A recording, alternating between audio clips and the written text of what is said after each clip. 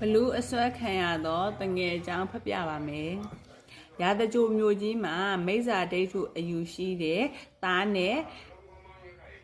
တမာဒိဋ္ဌိအယူရှိတဲ့သားတငယ်ချင်းနှစ်ယောက်ကခုံငင်းကစားကြတယ်။မိစ္ဆာဒိဋ္ဌိ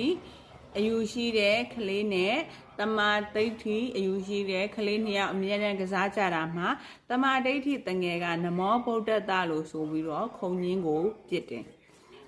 ပြစ်တိုင်းလည်းနိုင်တယ်အဲ့ဒီခါမှာမိစ္ဆာဒိဋ္ဌိတငယ်ကဤသူသည်နမောဗုဒ္ဓတဆို၍ကစားလျင်အမြဲနိုင်သည်ဟုမှတ်ထားပြီးတော့သူလည်းနမောဗုဒ္ဓတရအောင်လေ့ကျင့်သင်ကြားထားတယ်တနေ့တော့မိစ္ဆာဒိဋ္ဌိတငယ်ကတောသို့ထင်းခုတ်သွားရာဖခင်နဲ့အတူလိုက်ပါသွားတယ်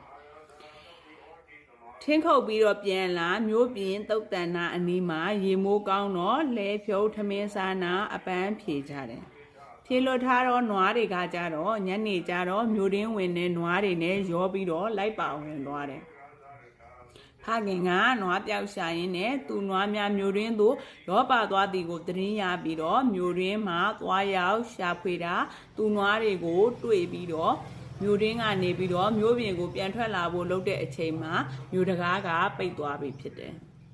တငယ်ကတော့တယောက်တည်းတုတ်တန်အနီးမှာညအမှောင်ရောက်တော့လှဲအောက်ကိုဝင်ပြီးတော့အိပ်ပျော်သွားတယ်ညနေလာတော့အစာရှာဘလူးနှစ်ယောက်တို့ကအိပ်ပျော်နေတော့တငယ်ကိုတွေ့တယ်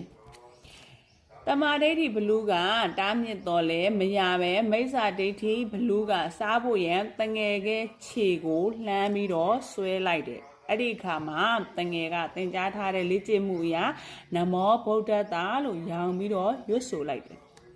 ထိုအခါမိစ္ဆာဒိဋ္ဌိဘလူးကိုတမန်ဒေဝဘလူးကငါရှိပါလျက်သင်သည်မပြုထိုက်သောအမလုပ်ကိုပြုလုပ်တယ်သင်သည်တငယ်အတွက်ဒဏ်ဆောင်ရမယ်လို့ဆိုတယ်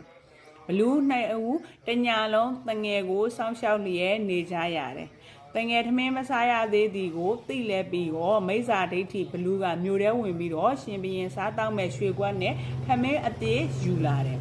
ဘလူးနှစ်ဦးကသူ့ရဲ့မိဘအယောင်ဆောင်ပြီးတော့တငယ်ကိုကြွေးတယ်နက်နက်လင်းတဲ့အခါမှာမင်းကြီးက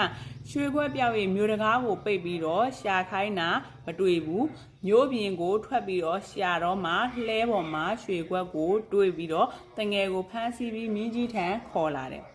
စစ်မေးတဲ့အခါမှာမိဘတို့လာကြွေးစားတော့ရသည်ဟုတငယ်ကဖြေဆိုတယ်မိဘတွေကိုစစ်မေးတဲ့အခါမှာမြို့ထဲမှာပဲညကသူတို့ရှိချောင်းကိုသက်သေပြနိုင်တယ်